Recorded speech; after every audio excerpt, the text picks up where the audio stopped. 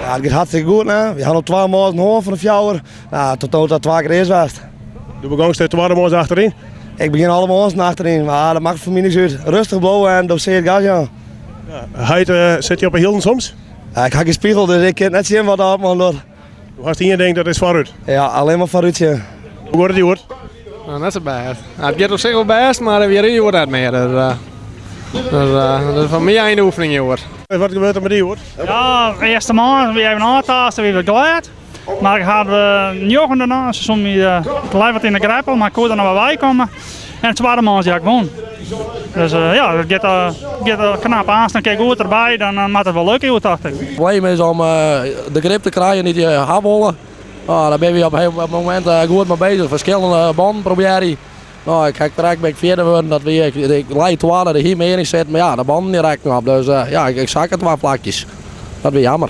En hoe was het ervan gaan? Ja, ik probeer hier nou deze orenband weer naar zetten en dan geven we weer vlam. En dan probeer je nou weer wat meer naar voren te komen. Had het net jacket, hoe dat was. Charlie, hoe gaat het die hoort? Nou, het gaat best. Het is, de baan is mooi.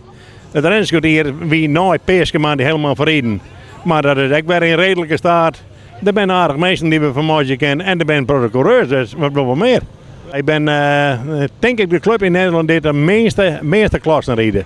Dat gaat van junioren standaard, gewoon standaard, junioren F2, Formule 2 stokkar, gewone stokkars. Dan hebben we de vrije standaard, de kever, de sprinters en de stokkar F1.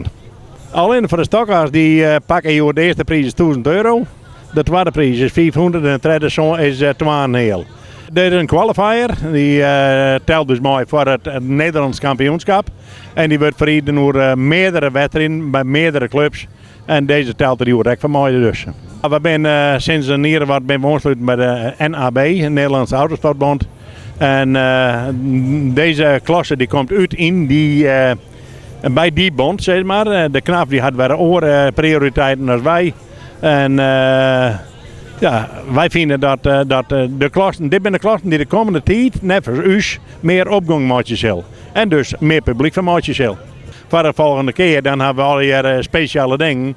Dan hebben we 34 hier op Van der Schaafcircuit in Kalmcross.